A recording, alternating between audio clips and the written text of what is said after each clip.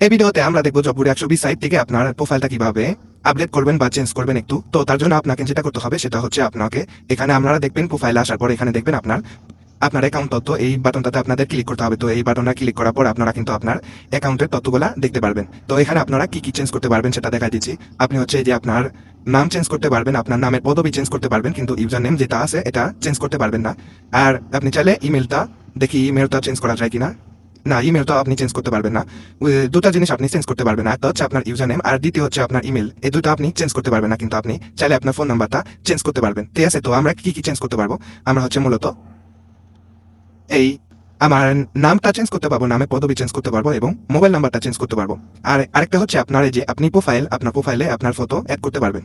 এটা হচ্ছে আপনি এগুলো হচ্ছে আপডেট করতে পারবেন। তো প্রোফাইলে ফটো অ্যাড করার জন্য আপনাকে যেটা করতে হবে সেটা হচ্ছে এখানে এই দেখেন একটা এডিট আইকনের মতো আছে, এখানে ক্লিক করলে কিন্তু আপনার গ্যালারির অ্যাক্সেস সে নিয়ে যাবে। আপনার গ্যালারিতে আপনার ফটোগুলো আপনি দেখতে পারবেন। ওখান থেকে আপনি যে ফটোটা প্রোফাইলে অ্যাড করতে চান সেই ফটোটা অ্যাড করতে পারবেন। আর অবশ্যই মনে রাখবেন এখানে কিন্তু 1 MB-র নিচে ফটো আপডেট হবে, তার বেশি হলে কিন্তু আপডেট হবে না।